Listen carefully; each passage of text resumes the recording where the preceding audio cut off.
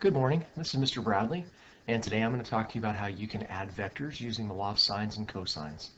I would say that, in my opinion, this is probably the most creative and best use of geometry and trigonometry that we have in all of physics.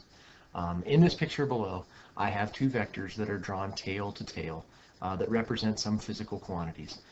These physical quantities could be force, they could be velocity, they're some simultaneous events that are acting on an object at the same time. These two vectors have an angle of 115 degrees between them, and their values are 4.9 centimeters and 3.9 centimeters respectively.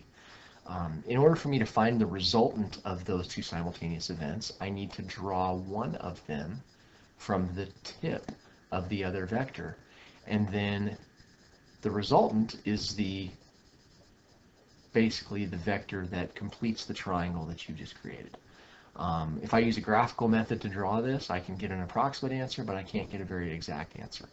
I could also find this answer by adding the vectors using a component method, which I've also covered in another video if you'd like to watch that method.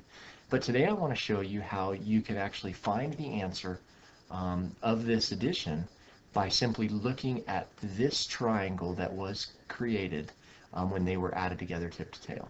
So, if you remember, the law of sines and cosines is a relationship that relates all of the sides of any triangle to all of the angles inside of the triangle. I have the law of cosines right here. It just so happens that this picture that I found showing the law of cosines matches my diagram very nicely. But you can see that you can relate sides A, B, and C to the angles capital A, capital B, and capital C using this relationship. Well, if you look at the triangle that I drew showing the addition of these two vectors, I actually have the length of side A and side B. I can find the length of side C if I just knew the angle C. Well, I can find this angle C using some geometry. Originally, I had said that the vectors had an angle of 115 degrees between them. Well, this angle is also 115 degrees. If you just see that by sliding this vector along the 4.9 centimeter vector, I've retained that angle. Well, now that I know if this vector is 115 degrees, then I also can figure out the value of this angle. The value of this angle will be 65 degrees because, of course, these two angles have to add together to make 180. Well, now that I have these two sides and this angle, I can use this form of the law of cosines to solve for the length of my resultant. I have shown that work down below. I've substituted in the right values. Don't forget that you need to have your calculator in degrees, not radians. And also pay special attention to this minus sign. You don't want to end up adding this quantity instead of subtracting. So when I finally work my way down, I find out that the length of that resultant is 5.6 centimeters. Now that I have found the length of the resultant, there's only one more thing left for me to find. All vector answers have to have an angle involved as well. So it would be advantageous for me to know the direction that this vector is going with respect to the 4.9 centimeter vector, seeing as how they are shown next to each other in this diagram.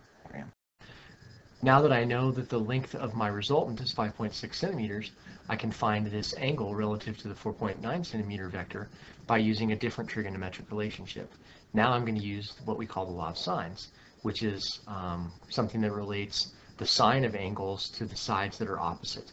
So this relationship basically says that the ratio of this side to the sine of the angle opposite of it is equal to the ratio of this side to the sine of the angle opposite of that.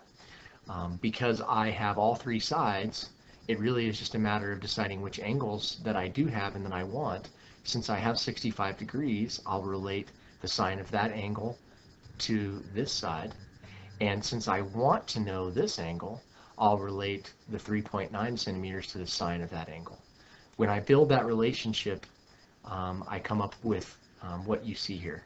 I will call this angle A, so the sine of that angle over this side is equal to the sine of this angle over that side.